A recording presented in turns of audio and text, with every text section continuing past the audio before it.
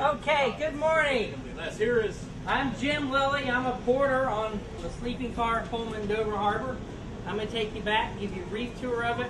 I ask you to walk through, look at the bedrooms as you go by in the kitchen. We keep going, step in the lounge to tell you a little bit more about the car and answer a few questions. Come with me. All aboard. This is the lounge of the Dover Harbor. This is about 90% original, as it looked in 1934 when it was rebuilt to operate on the New York Central system. It was built in 1923.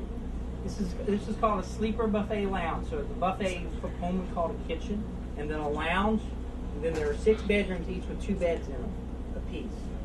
This car operated between 1923 and 34, between Washington, New York, St. Louis, and Chicago. 34 in the late 40s, it operated between New York, Chicago, Detroit, Cleveland.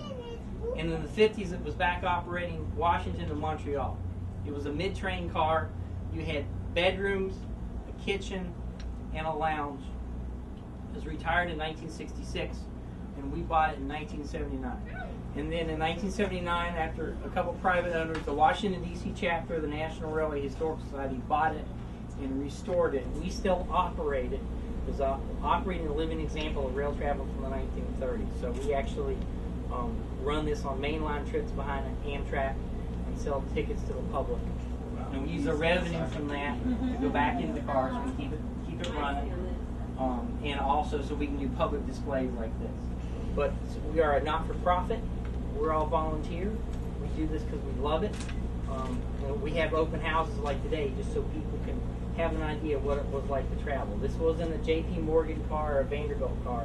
This was a car that normal everyday Americans who had a first class ticket, which just gave you a bed, would have ridden in the 1930s. So, and most people back then, when they went inner city, went overnight, they went by Pullman. Pullman was effectively a Marriott. They were a contractor that operated these cars for the railroads. At their height in the 1920s, they were sleeping 100,000 people a night on trains.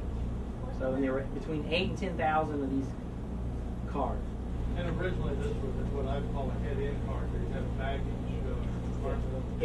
At one time, this was a head-in car, and then most of his life it spent in the middle of the train. Yes, sir. Have you ever tried taking a shower while the car is moving? Oh yeah, it works. All right. It works.